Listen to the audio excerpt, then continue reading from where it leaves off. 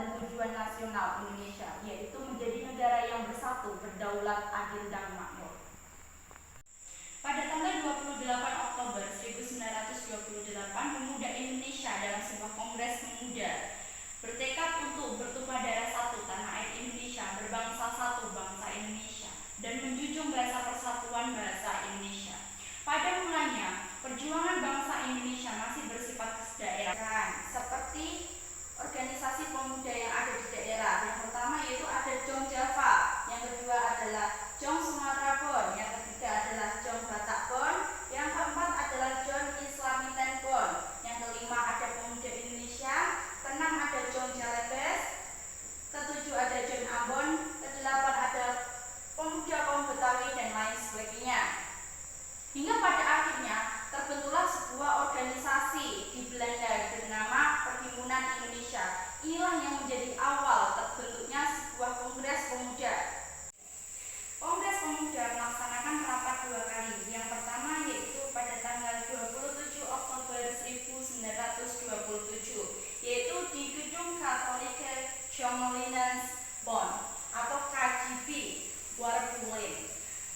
Pada rapat kali ini tidak dapat diambil keputusan karena berbagai kepentingan dari anggotanya, baik dari agama, sosial, politik, budaya, dan lain sebagainya. Pada rapat kedua dilaksanakan pada tanggal 28 Oktober 1928, yaitu di Gedung Old Java Bioskop. Pada rapat kali ini akhirnya menghasilkan sebuah keputusan di mana para pemuda Indonesia akhirnya mengucapkan ikrar yang disebut dengan Ikrar Sumpah Pemuda. Adapun isinya sebagai berikut. Sumpah Pemuda. 1. Kami putra dan putri Indonesia mengaku bertumpah darah yang satu tanah air Indonesia. 2. Kami putra dan putri Indonesia mengaku berbangsa yang satu, bangsa Indonesia. 3. Kami putra dan putri Indonesia menjunjung bahasa persatuan bahasa Indonesia. Peristiwa Sumpah Pemuda tersebut sangatlah besar dan sangat berkesan bagi bangsa Indonesia, terutama dalam mencapai kemerdekaan Indonesia.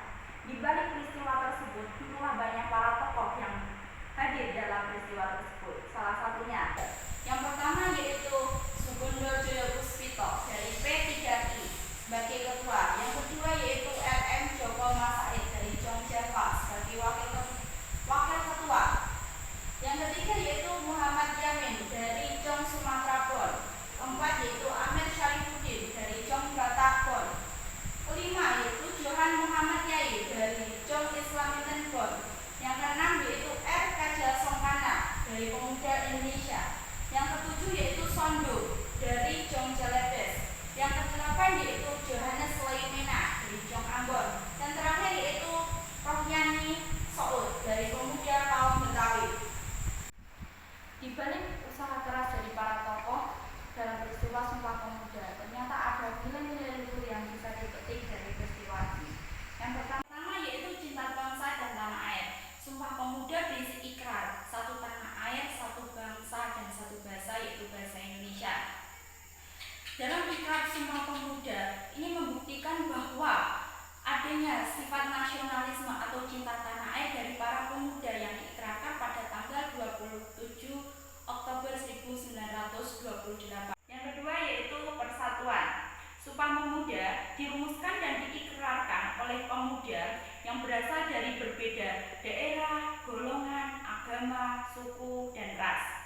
Hal ini, perbedaan tersebut tidak membendung untuk para pemuda bersatu dalam satu wadah, yaitu bangsa Indonesia. Ikrar ini juga terus dilanjutkan dalam suatu perjuangan melawan penjajah, akhirnya mendapatkan suatu hasil, yaitu kemerdekaan bangsa Indonesia. Yang ketiga yaitu sikap rela berkorban. Para pemuda dalam peristiwa Sumpah Pemuda ini rela berkorban, ikhlas, tanpa ada keinginan untuk diberi imbalan apapun. Mereka rela berkorban, menyumbangkan tenaga dan pikirannya kepentingan bangsa, yaitu dapat menerima dan menghargai perbedaan latar belakang dari para